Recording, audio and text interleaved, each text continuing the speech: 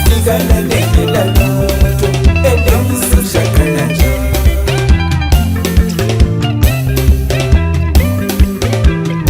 bathi musuka eshintshwa uyadelela lutho bathi musuka eshintshwa uyadelela lutho bathi musuka eshintshwa uyadelela lutho bathi ngesingikazazi wasifundela khonapho yiko libone tatazela so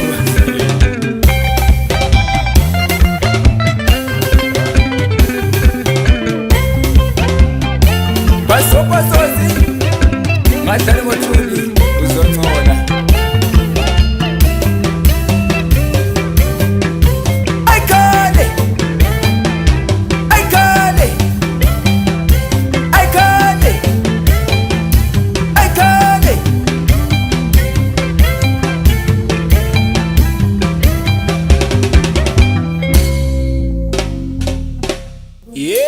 Koto nawe umuntu engisukele lapha kathi ngubana ngimuzwa kahle. Yes apha ungamnaki lo lamafilambeli bathi wathalazwa inyoka asazi chiya so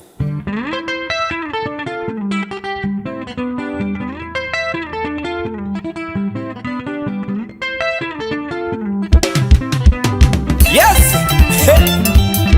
yachiselwa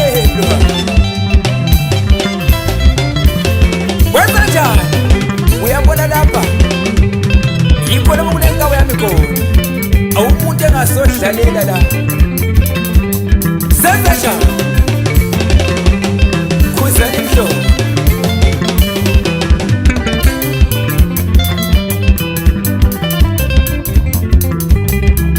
badala bendawo sakhamisa ilani sibogeli sabulesisigaba yasinamajogosi abulesisigaba ubonesibuselayo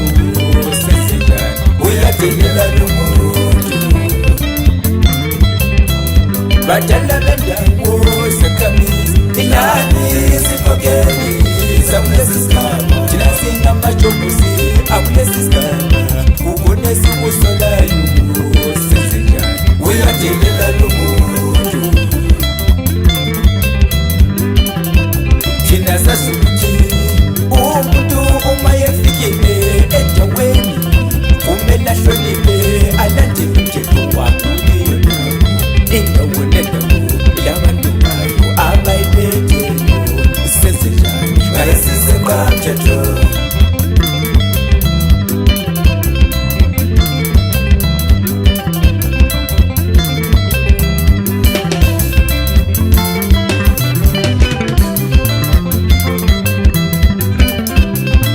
sasuthi umuntu uma yefikile endaweni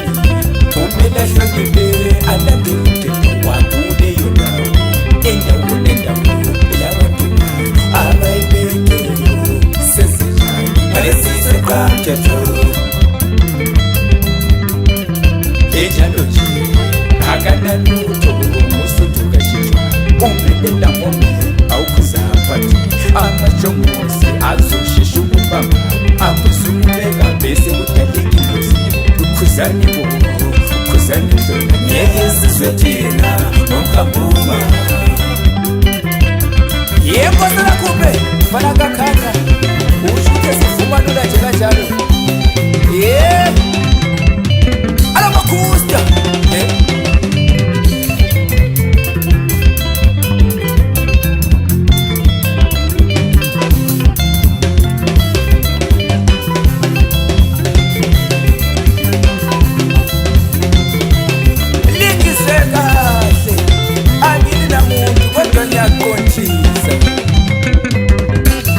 uyabona umuntu mayesuka le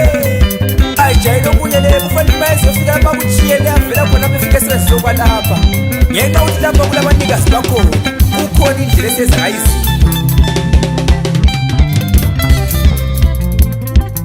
angithi kunjalo badala ngeke phela emva kweminyaka yonke le ngaka kuyakhiwa kusenziwa zonke lesizezenzeka lapha kuyakhiwa lesi sigaba kube sekufika umuntu nje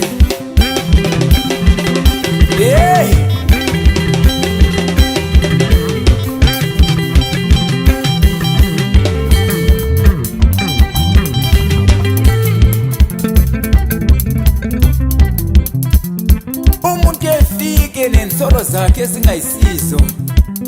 afuna nje ukuthi adilize akhokhele abantu endana engayisiyo edosela abantu emnyameni abantu beluza isintu ephuca abantu ubuntu babo ngenxa yokuthi yena engelabo ubuntu lapha ngikhuluma ngomuntu ofike endaweni azikhukhumeze futhi ehlale phezulu kwabantu kwezinkokheli zakuleyo ndawo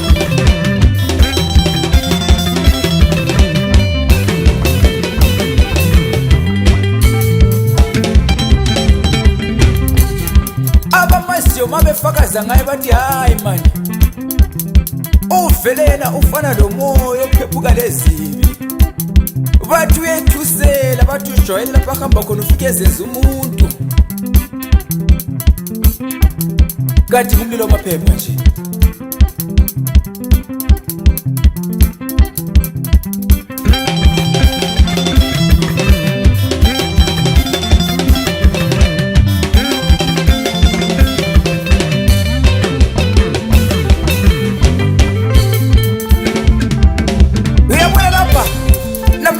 ekugcineni siyakusesha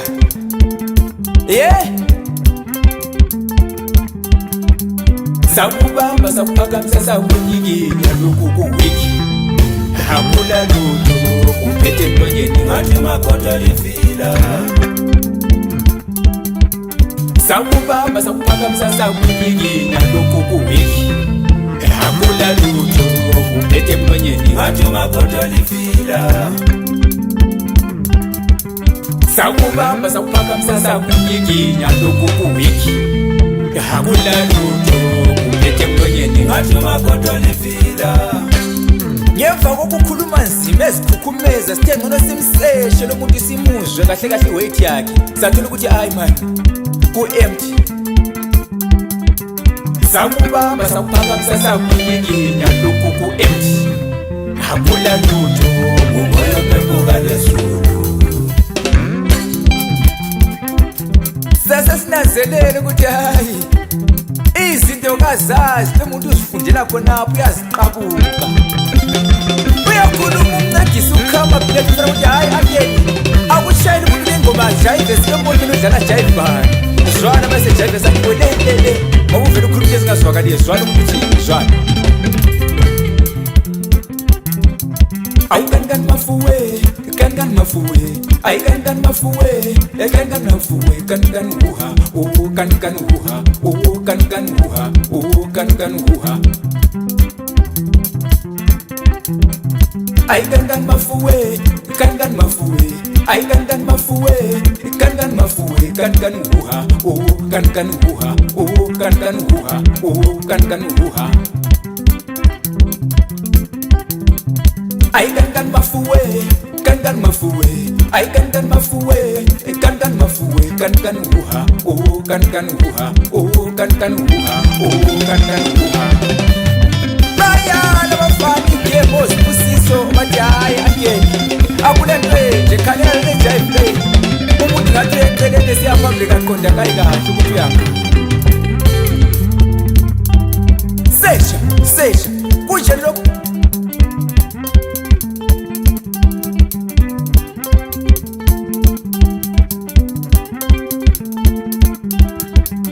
sakubamba sakuphakamisa sakunyikinya lokhu ku-empty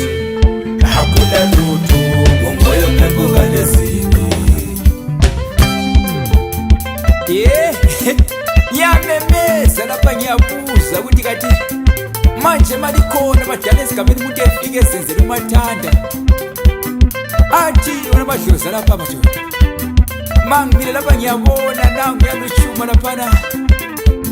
ngale eceleni kamalipiti ngisehla lapha engosheni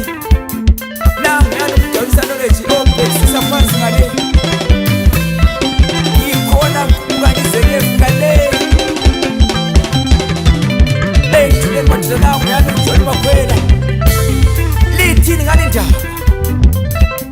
mina ngeke mvume lula mina hayi gebhu asazi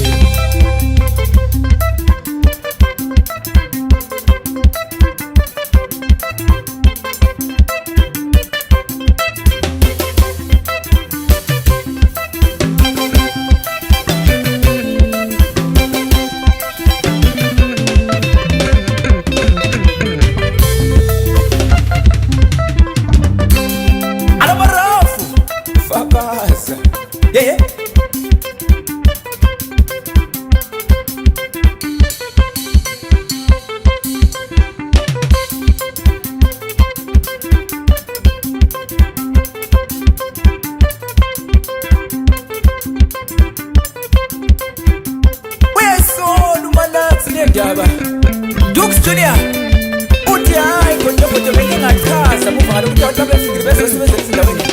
kabahloniphe abantu behloniphe lezi ndimi zakuleyo ndawo madoda asasi kwenza ukuthi ku fonela umalala